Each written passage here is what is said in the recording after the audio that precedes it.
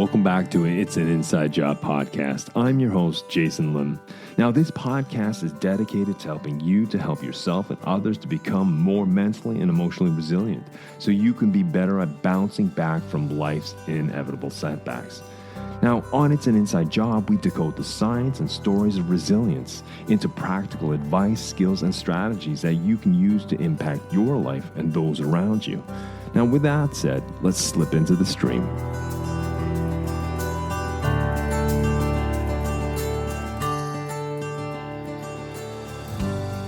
Well, welcome back to It's an Inside Job. I'm your host, Jason Lim. In today's episode, we are going to explore the crossroads where neuroscience crosses with psychological safety.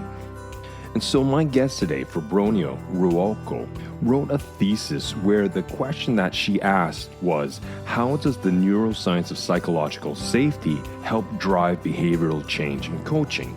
And she wanted to discover in that paper, what is the propensity of creating psychological safety in a coaching environment to impact behavioral change? So our conversation today is going to do a deeper dive, exploring this territory, exploring this ecosystem. And the idea is to be able to use a lot of this to lead ourselves. And if we are managers, leaders, colleagues in an organization, how we can apply this knowledge in the most effective way. And so who is Fabronia? She likes to be called Feb. Well, she's a strategic insights professional who has led insights for many notable drink and OTC brands. Now, OTC standing for over-the-counter, such as Cadbury Schweppes, Heineken, Mars, and GSK. And she's also a certified and accredited executive coach. This conversation with Feb was vastly interesting and intriguing. We go deep in the exploration of this crossroads between psychological safety and neuroscience. And so with that said, let's slip in the stream and I'll meet you on the other side of this introduction.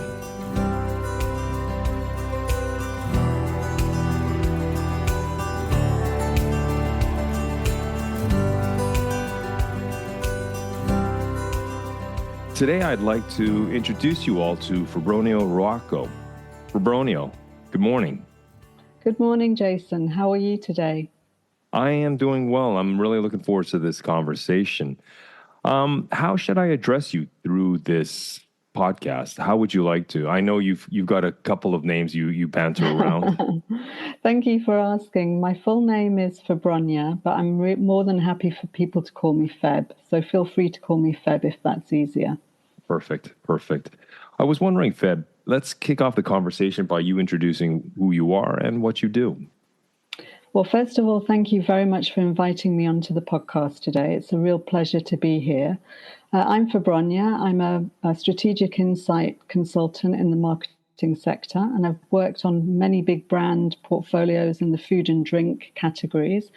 Some of the brands I've worked for, just to reel off a few, I've worked for Heineken, Diageo, Cadbury Schweppes, Heinz, McDonald's, Twinings more recently, and GSK. GSK being in the over-the-counter medicine sector. At the time, it's now called Haleon because the business has changed. So I had a really exciting career working with marketing teams across the world on big brand insights, and more recently became a certified and accredited executive coach. So the topics we're going to talk about today are particularly dear to my heart because they're things that come up in coaching. And the topic we're going to talk about has been one that I wrote my assignment on for my postgraduate certificate at Henley in the last few months. So I'm really looking forward to digging into that with you. Perhaps you could speak a little more and inform our listeners a little more about what you focused on in your paper. Well, it's quite interesting because over the years working in marketing, it's a fast-paced, high-pressured environment. So obviously there are different stresses to manage and handle. And also as a leader, you have your own stress.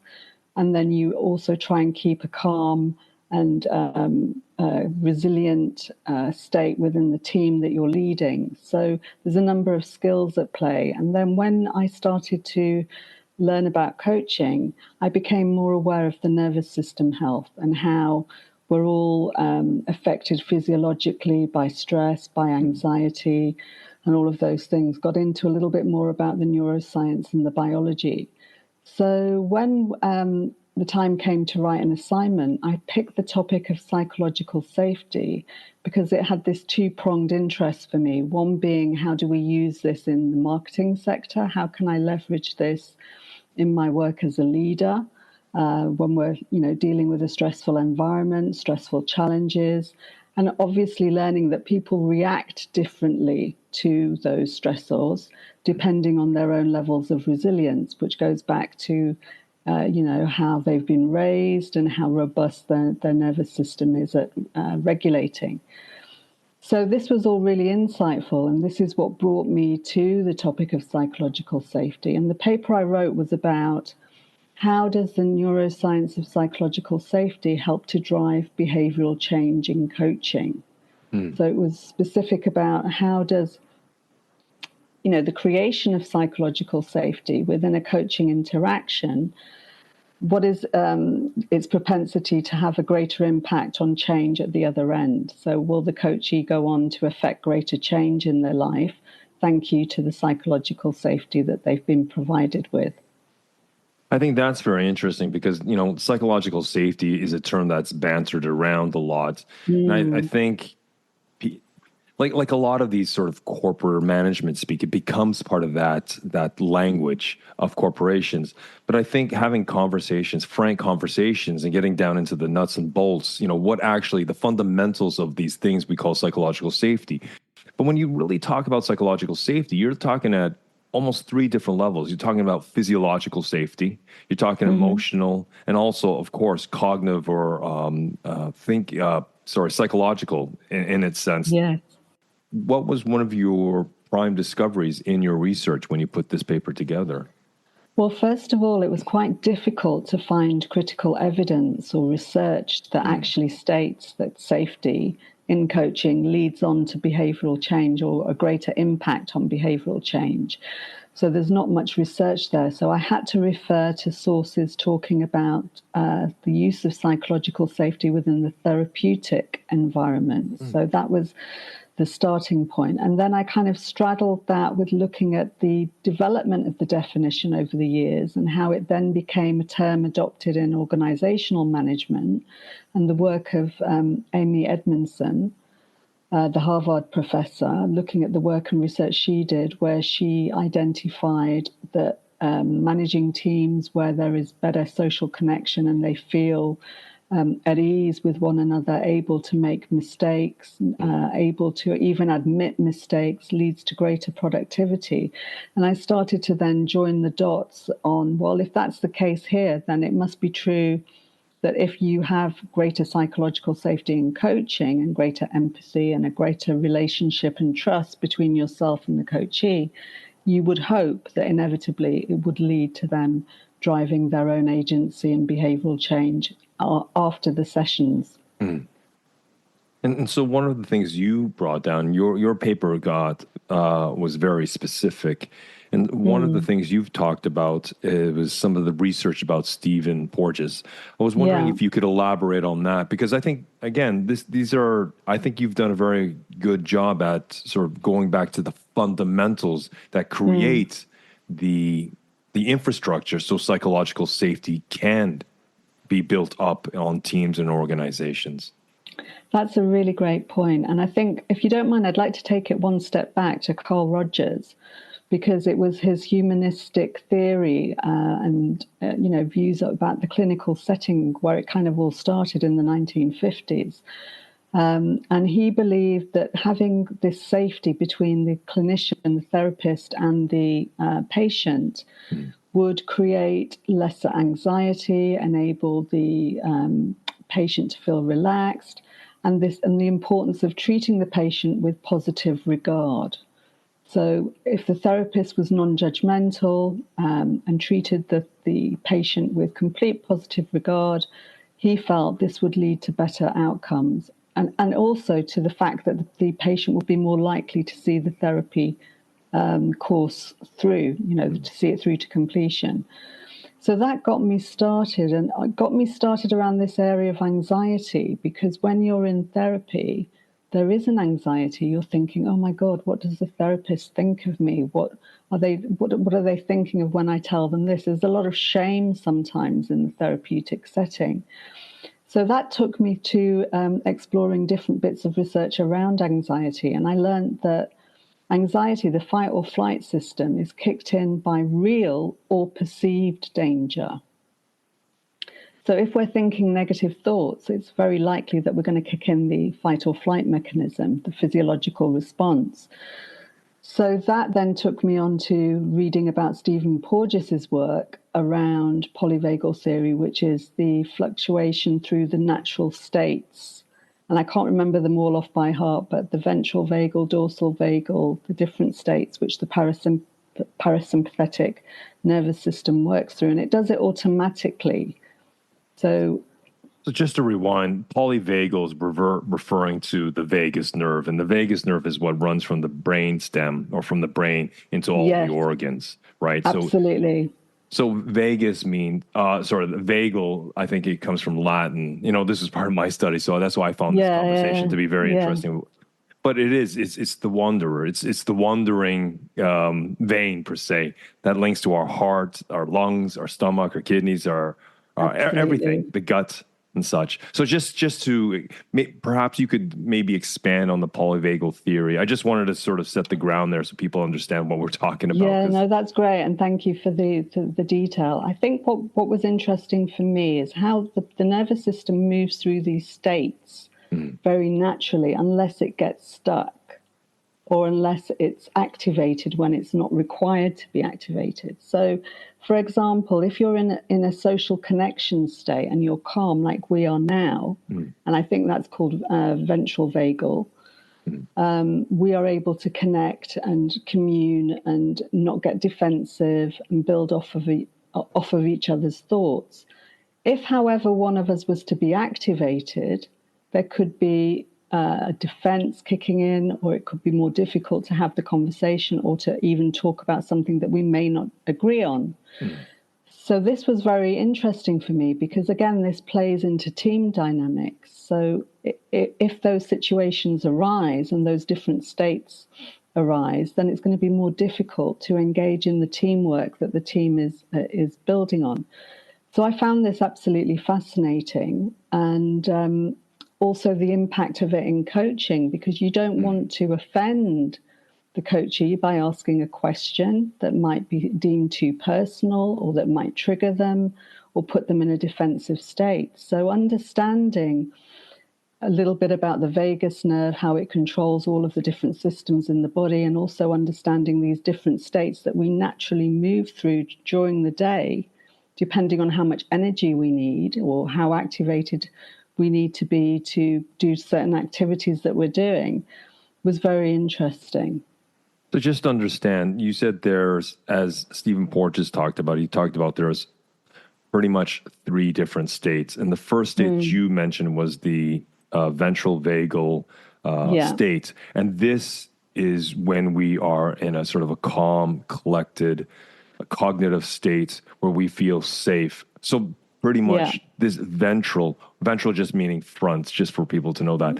This state, this is what you're defining as, this is the psychological safety state on a sort of, and just to understand, so this is the vagal nerve, or the polyvagal theory is linked to, as you said, the autonomic nervous system. And this is the, obviously, autonomic being the automatic part of our nervous system. Is this correct? Yeah. And then you said there was a second state where we're activated. What state was that? Now that would be taking us into the sympathetic. That would be when the sympathetic nervous system is activated. Now, I can't remember off the top of my head the actual terminology used by Stephen Porges, but this is when we're getting ready to fight or flight. That's all we need to know. It's sort of so the sympathetic, that's sort of the fight flight state. And you were mentioning sort of the ventral vagal state. That would be more the parasympathetic. That's sort of the rest digest in sort of more layman terms. I think that's dorsal vagal. Okay. Maybe you can speak a little more about this activated state then, this fight flight. Yeah, so when we get into the fight or flight state, our body starts to release adrenaline and different types of hormones to activate and energize us to get ready to fight or flight. And when that happens, the prefrontal cortex, the thinking part of the brain and at the front of the brain, switches off because the energy is required to mobilize. So if we think about the days of the cavemen when they were being hunted by the dinosaurs and the saber-toothed tigers, they would need to get their energy quickly mobilized to run. Now, our brains since then haven't really changed in terms of the biology. However, the environments in which we live in are very different. So we don't need that kind of mobilization in lots of different situations. So sometimes it can be induced and it's a bit too much, if you know what I mean. It's a kind of over-regulation. So being able to recognize that and also counterbalance it and use breathing techniques or grounding to stabilize ourselves can be very useful. But when we're in that state, we don't feel safe. So it's one thing, being activated if you're just about to be attacked or to be confronted in a defensive way and getting ready to retaliate. That's one thing where you need it. However, it's another if you're in a team meeting and you're activated by a comment somebody makes, which can happen as well because, you feel passionately about the project you're working on, you feel affronted, and suddenly you can feel the physiological effects, the symptoms in your body, like the heart fluttering or the deep, shallow breathing, palpitations, whatever symptoms you may get when you're in that state. So I think it's important to recognize when our body is coming into that state and whether it's necessary or not. And that requires a level of self-awareness to be present and to obviously to practice this. We've talked about this before, but I used to work with trauma, and those one of the things that we would teach patients, and which I teach clients now per se. I don't work in that field anymore. That's many moons ago. But yes, so in this sort of sympathetic state that Porges talks about, this could be, as you said so eloquently at the top of this conversation, this could be a real threat, such as physical danger, someone coming at us, or it could be a perceived threat where we see a paper tiger as actually a tiger, right? Because you and I work with corporations. We've sat around thousands of tables with lots of people, and we can see that because most of the threats we perceive today, especially in developed nations, I guess we can say that, is that it's more psychosocial. It's the relationships. It's like someone said something that offended me or insulted me or didn't respect me or such. Is that what I understand you've experienced though too? Yeah, absolutely. Absolutely. And the more research I did, the more it got me thinking about the digital environment where, people are trolling each other. That is also enough to activate the fight or flight system. So we're exposed to these threats in a much different way to our ancestors, and also more frequently, potentially, throughout the course of the day, given the different environments that we work across. And it just got me thinking about how important this whole nervous system health and psychological safety is. And I think Stephen Porges talks about, and please refer back to him for more accuracy, but he talks about how in order to be really safe, it starts off with being safe within ourselves. So being able to regulate, being able to be aware of the different states that you're moving throughout the day, but also taking that safety then into each and every environment that we are in, which is fascinating because if you think about it, you're with your family, you're with your friends, you're with your colleagues, you're online, you're on social platforms. I mean, the environments that we traverse through during the course of a day are phenomenal. That is true. I mean, it's a lot of territory we cover in a day. And as we all know, we start off fresh in the morning, hopefully with a good cup of coffee and a good night's sleep and a half-decent lunch or breakfast as the first meal. But we slowly, our willpower, that glucose, it slowly wears out through the day. And especially, as you said, multiple environments, multiple interactions with people, or even just with ourselves and sort of the rumination or the overthinking or the negative thinking that sometimes can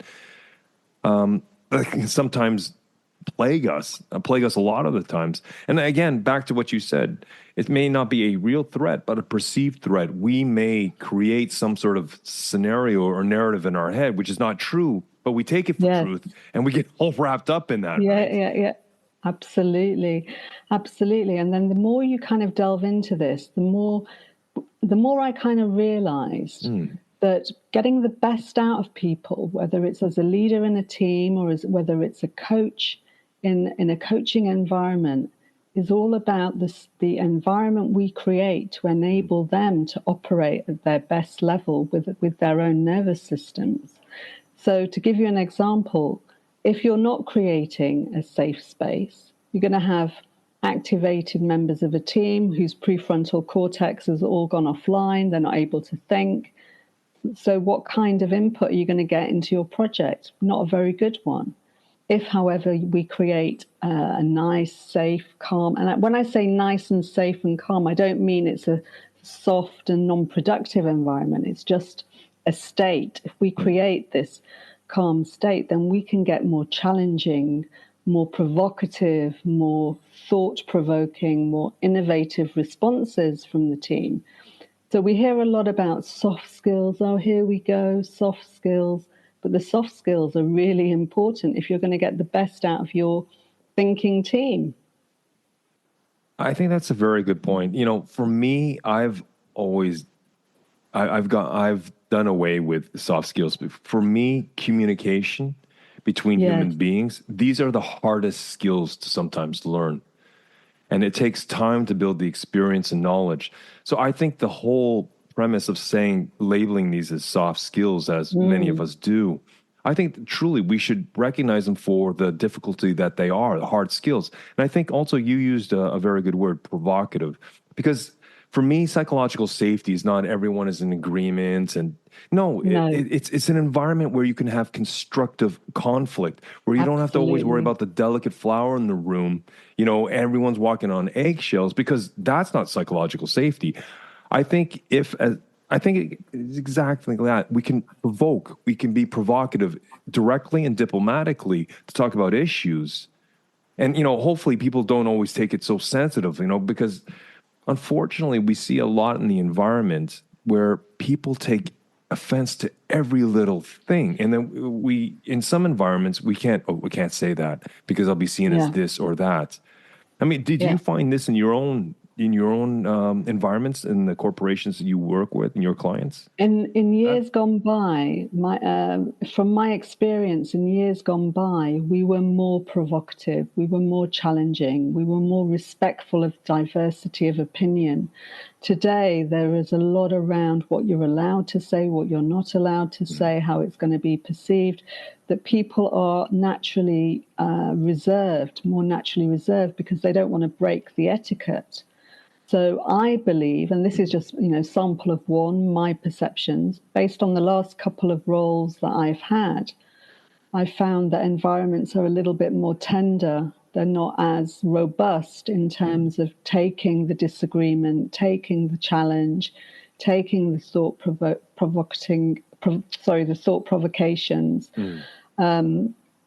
For whatever reason. And I think it's also socially, there is this whole cancel culture, isn't there? You say one thing out of line, or one thing that somebody doesn't like, or one thing that is misunderstood, and suddenly you're cancelled. However, isn't there merit in feeling safe enough to debate, to challenge, to bounce off of each other, to say, look, I don't understand, or I think I'm misunderstanding you here. Can you please explain to me again? And I think we're losing that skill. And also, this is my perception. I think people are more easily activated. I think the sympathetic nervous system is more easily activated given the trauma that we've been through with COVID. Yeah, I agree with that. I agree with that to some extent. And again, I only speak from my experience here, Feb, but I think some people use that as a crutch. If we're going to move forward, I always think it's important, because I think you said it so eloquently.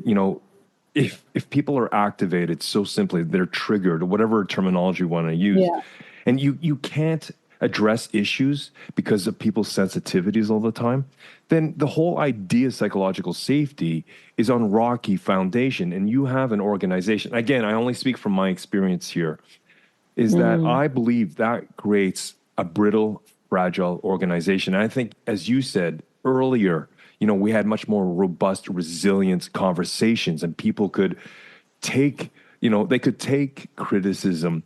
Again, if it's done in a direct and diplomatic way, in a fair, of course, and with business etiquette, completely. And I think what you've said, there's this etiquette where people don't want to do that because of all these minefields. And I truly believe it's a false etiquette, And so my question is, I have my ways of doing it. Because a lot of leaders listen to this, a lot of managers lead to this, or just people with organizations. From your paper, from your experience, what are some ways that we can create more of this, I'm sorry, I have to go back to your term, ventral vagal activation, where we feel psychological safety, where it's more of a balance of the parasympathetic and sympathetic, I presume, of the autonomic. And I hope that's the correct term. So, I hope the listeners will forgive us and refer to Stephen Porges for the accuracy. But I think ways of achieving this are by doing things like actively listening, really listening to people. Being less concerned with always being right, as a leader or as a coach. Let go of your ego. We don't need to be right. We need to listen. Yes. We need to really listen to what the person is saying, because often people don't feel listened to, seen, or understood. So really listening to understand them. I think as well the use of empathy, and I don't mean being overly empathetic. I mean just genuinely caring and being engaged in that connection. Also understanding failure in teams. It's not just about celebrating the success. It's about understanding together when something doesn't work. Why hasn't it worked? What have we learned as a team that we can take forward? No blame shifting, no putting people on the spot, but just critically reviewing and taking the learning and using a growth mindset.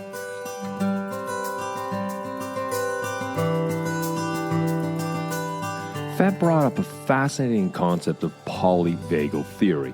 So in this short summary, I'd like to just address and expand on what polyvagal theory is. Now, it's a concept developed by Stephen Porges that explains how the autonomic nervous system, or the ANS, how it regulates our social engagement, our stress response, and our overall emotional regulation.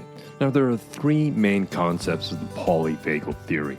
The first is the autonomic nervous system, as I said, the ANS. Now, the autonomic nervous system has two branches. There's the sympathetic nervous system, which is this what we call the fight-flight mode. Then there is the parasympathetic part of the nervous system, which is more of the rest-digest. Now, the second key concept is what's called the vagal pathway. Now, vagal is just referring to the vagus nerve, which runs from the brainstem to all the major organs in our body. Now, the vagal pathway has two parts. First is the ventral vagal complex. Now, this is linked to social engagement and calming states. When this is active, then the individual feels safe, connected, and socially engaged. Then there's the second part, which is called the dorsal vagal complex. When this is activated, this is associated with shutdown and immobilization responses, when we freeze up. In a sense, this is when we feel threatened or there's overwhelming uncertainty and we don't know how to react, and we kind of choke up, we become indecisive. And the third key concept to the polyvagal theory, that's the sympathetic nervous system that I've already addressed. This triggers the fight or flight response. It prepares our bodies to respond to perceived threats. And that may be to avoid the situation or to attack the situation.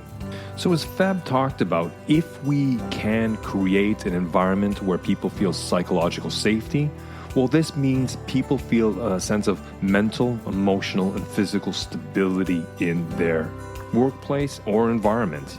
And this is the ventral vagal state. And so in this state, it supports social behaviors such as communication, bonding, and connection. And this is essential when it comes to a sense of psychological safety and well-being. So now let's slip back into the stream for part 2 of my fascinating conversation with Feb Rualco.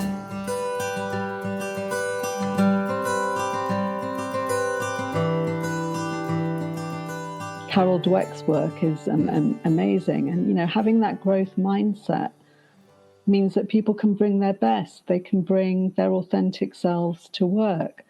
So applying all of that. Now, I know it's not easy when you're pressured as a leader and you've got to deliver, but also as a leader doing the same upwards as you're doing with your team. So really listening to your stakeholders, making them feel listened to and heard, and then asking those Socratic questions. What are we really trying to do? What is it we really want to achieve here? How can we really prioritize? What will really make the impact in the business? So you can ask those questions when you're coming from a calm place. I think that's really good, because what I hear when you were asking those questions, you know, if we look at the engineering of how you ask those questions, you use the collective pronoun of we. Because when we say, how do we achieve this? How can we overcome this? That in itself gets people to, that primes their thinking to think about the team. Because when you have fragmentation, you have silo mentality, right? But I think what you is so well, you made such a salient point in the way you structured your questions, is that we create a sense of team, a sense of collectiveness. How do we do this together? It's not like, how do you do this, Feb? No. Right? No. And if you say that, how do you do this, Feb? Yeah. And you're putting me on the spot, and I'm going, oh, gosh, here we go. And my defense mechanisms might kick in. So just being wary of what the impact, and you said it before, Jason, the impact of our communication style. What is it? Is it engaging? Is it connecting? Or is it, you know, putting people on the defensive?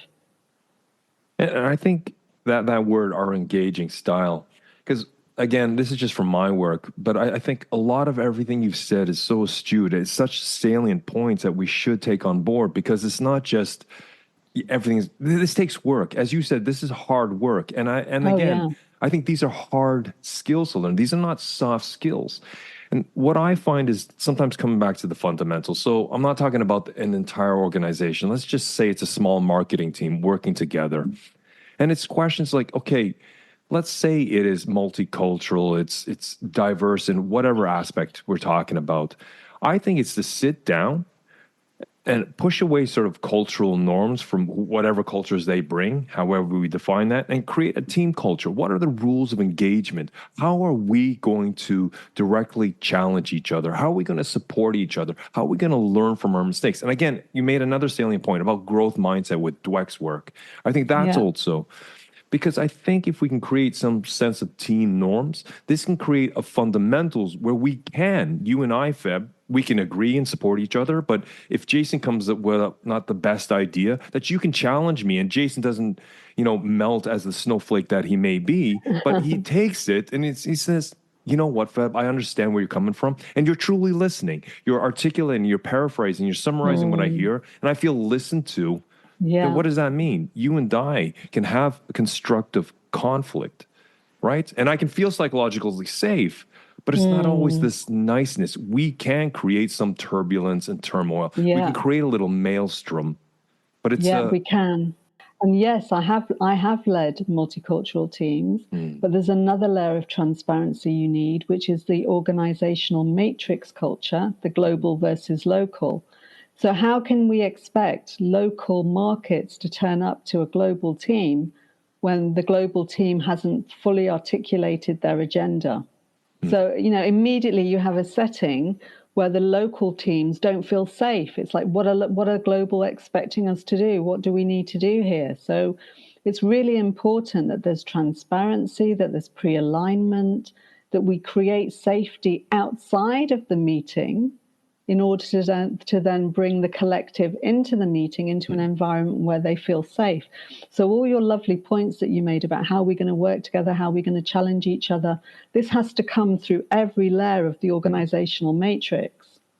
If there is that sort of disconnect between the global and the local, that would suggest to me that the global hasn't really, you know, incorporated the local. You know, they're seen as a field or a satellite operation. And I think that's very important, because as you said, it may have to come through it, but it may have to be tailored or create a bespoke, because I guess the global organization or the top part of the organization, they will have a general approach to something. But again, I think what you're saying, it has to be tailored to create a bespoke approach for those locals. And it's to bring those locals in. Absolutely. To And ask for their way, advice or their suggestions. and the ways when I've seen it done best, and I've been a global advocate working with the local teams, is when we've worked specifically with each local team and understood their nuances and their positions in their markets before we've tried to join the dots collectively across a region. But it takes time. And it all comes down to the interactions and the trust and the collaboration between the partners, the global advocates and the local advocates. It comes down to relationship and communication every time. The soft/hard skills, right? We have to develop the listening and the summarizing and being present and such. And also we need to learn how to diffuse. So if you note, and also in coaching, if you notice that somebody is becoming activated, how do we hold space for them? Rather than judge them that, oh, they lost it, they lost their temper, or they're out of control, or they don't know what's going on, or, rather than being dismissive, how do we hold space for that emotion? And listen to it and give it the respect it requires, because somebody might be activated because they feel really passionate about something, but unable to articulate. So if you're wise to these different states of the nervous system and you recognize that, you can say, I can hold space. Should we talk a little bit more later on? Should we come back to it? Give them time to get their prefrontal cortex back online. And then reconvene in the conversation. It will add more value, but respecting what happened. Something has happened in that moment that has triggered that person. And there could be some value in understanding why was that? Why did that happen? Why did they express that level of emotion? So by holding space, what I hear you're saying is it's coming back. So we create some temporal distance between when they may have been activated. And let's come back to this in the afternoon and talk about it again, where maybe their nervous system's calmed down. Is that what you mean by creating space? That's one part of it, but also in the moment, in the actual moment, recognizing, saying, I can see that something's coming up for you, and I'd really like to explore it in more detail, but maybe we need to take a break and come back to it. But I definitely want to hear more about what you're feeling. So give them acknowledgement that you're recognizing that something is coming up for them, that you're not just dismissing them because they're angry or they've expressed a negative reaction or whatever. And so acknowledging it to some extent, I guess, would also be validating. Such, look, Jason, I understand this must be very frustrating with you. Yeah, and I hate that word frustrating, by the way. Oh, agitated. I see this is agitated. It's funny that one, because sometimes when people say that to me, I can sense it's not frustration, it's anger, and you think, oh, they're dismissing my passion here. I think we have to choose the words carefully. So I tend to keep it neutral and say something like, I recognize that something important is coming up for you, and I'd love to explore it in more detail with you, but let's take a break. Yeah, I guess that's a much more diplomatic approach, by saying, I can see something has come up for you, right? And I guess you don't want to say you're activated or triggered, because no, because that's going to activate and trigger them, right? But this takes skills. I mean, these are skills that require a lifetime of practice, and we're not always going to get it right. So I think as well we have to be kind to ourselves and manage our expectations as leaders, because we can't be responsible for everybody's nervous system, and what's coming up for all individuals. But we can do our best to recognize and try and understand everyone's point of view. Sometimes I wonder how I got through leadership for so many years without having all of this knowledge, because this knowledge I've only really accumulated over the last 5-6 years. And it was basically through getting interested with mental health first aid, during the time of COVID. And I think I mentioned before in the conversation that in the last couple of roles I've had, I've noticed that there's less freedom of expression. And I think a lot of this, it's not down to the individual organizations in any way. I think it's down to what's happening societally, what we've been through COVID. I think it's affected our abilities to be more provocational or challenging. And I think also the working hybrid has made things a little bit more difficult than if you were always in the room with individuals. So I think there's a number of things that have changed, the way we're working that are an impact of COVID as well. Not specific to the orgs that I've been in. Mm-hmm. So for yourself, let's say, forgive the term, but let's say someone says something to you that kind of riles you up inside, but you still create a facade where you're diplomatic and straight, but you can feel yourself being sort of your sympathetic, that fight flight being activated in you in the form of anger, let's call it. Yeah, okay. What are some things that you do to try to stabilize your autonomic nervous system, to try to calm yourself back down to a much more reflective, more than reactive state? Well, first of all, I've learned to not squish my boundary. So if somebody's crossed a boundary, this happened to me yesterday. Somebody asked me a question which I felt was crossing a boundary. And I said, I'm sorry, but you're crossing on my boundary here. I don't need to answer that. And then the person walked off, and then they came back and apologized. And we had a conversation about what they'd actually meant, and that they hadn't meant to cross the boundary, and that, they were being genuine in their inquiry. So I think it's important to be true to yourself. If it's something that I feel really activated, I'd take a minute and do some breathing to, calm down the nervous system.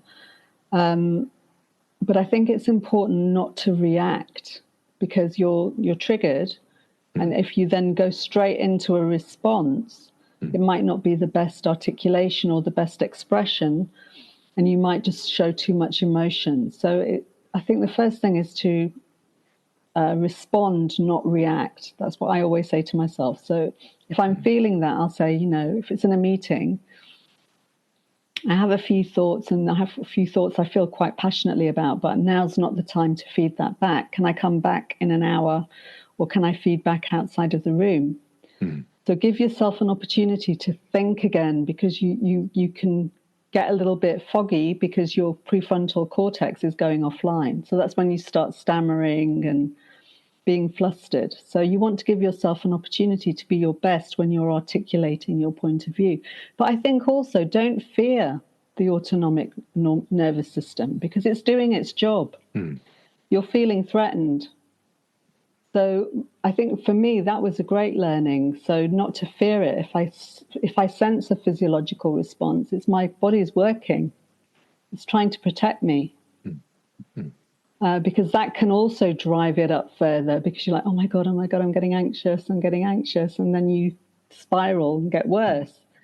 So I think just saying, oh, something's not right here, and giving yourself the time and the space to figure out, what is it I haven't liked? What is it that's triggered me? What is it that has rubbed me up the wrong way? And then give yourself the best chance of response. And again, I think the core of what I hear you saying is that self-awareness is getting used to reading your own signals. Where does the stress come from? What are you saying to yourself? How are you acting? And I really like what you're saying. So between stimulus and response, you're creating a space. And as you diplomatically say, I'm very passionate about a lot of these thoughts. Can I come back to you in an hour or in the afternoon and share those ideas with you? Because I don't think it may be so appropriate right now. But what we also have to take on board is that your thought partner, your partner in business, whoever you're talking to, may not feel the same as you. So their nervous system might be triggered by other things, and they might be reacting in a completely different way. So what I've now learned is that in every interaction, you can only do your best and be your honest self. The way another person interprets that is entirely their stuff. You can't influence that. So whereas in the past, I might have worried unduly about, well, how has that come across? What are they thinking? Now I think I've done my best. it's in the lap of the gods. It's not for me to worry about someone else's reaction to what I've brought up. And I think that's a very salient point again, because a lot of the overthinking we sometimes do is something called mind reading. Oh, that's what Jason's thinking. That's what Jason's feeling. Well, as you said so eloquently, you have to understand what you control and what you don't control and make peace with that. Absolutely. And that also diminishes your anxiety. That automatically diminishes your worry, that you don't need to worry about things that you can't control. So you can invest your energies in other things.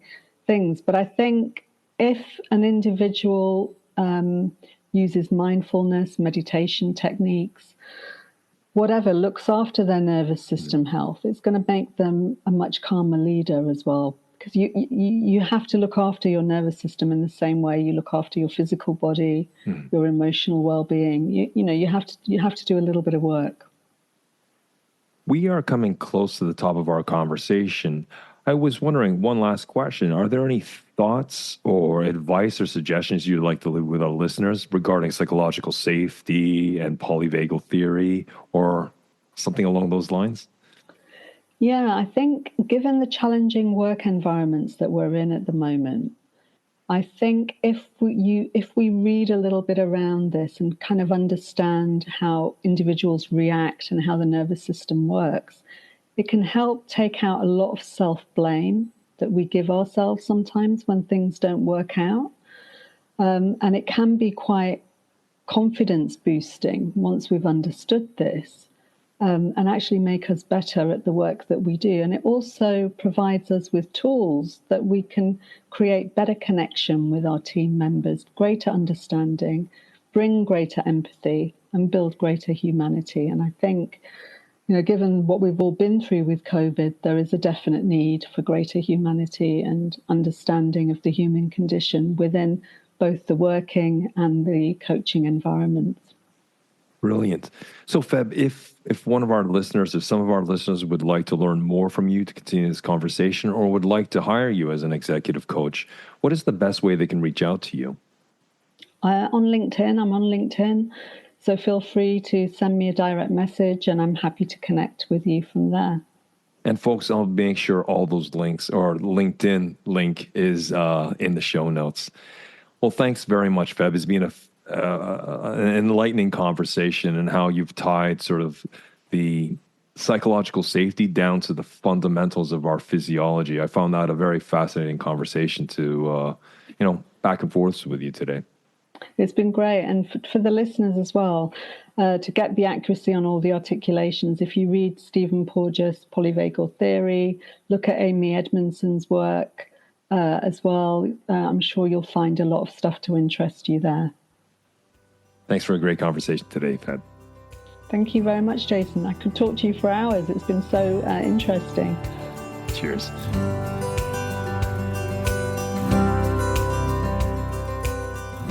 In this episode, we've delved into how the different states of the autonomic nervous system, the ventral vagal state, the sympathetic state, and the dorsal vagal state, how they play critical roles in our responses to stress, safety, and social engagement. Understanding these mechanisms help us create environments that foster psychological safety, where people feel secure, connected, capable of open communication, collaboration, and cooperation. By applying these principles that Feb has shared with us, leaders, colleagues, you and I, we can all promote well-being, resilience, and better positive behavioral change within teams, within organizations. Remember that cultivating a supportive and safe environment is not just beneficial, but it's essential for thriving workplaces. And Feb, I just want to send a personal thank you to you for spending some time with me today, sharing your thoughts, your research on your paper. It was a very fulfilling conversation. Folks, if any of you are interested in more research of polyvagal theory, I will leave Steve Porges' link to his article in the show notes. And if any of you would like to get in touch with Feb for her services or to continue the conversation, I will also leave her contact information in the show notes. Well, folks, that brings us to an end of another episode. Thank you for joining me this week. And if you have the time, please share this episode with 2 people you know, 2 friends, 2 colleagues, 2 relatives. And until the next time we continue this conversation, keep well, keep strong, and we'll speak soon.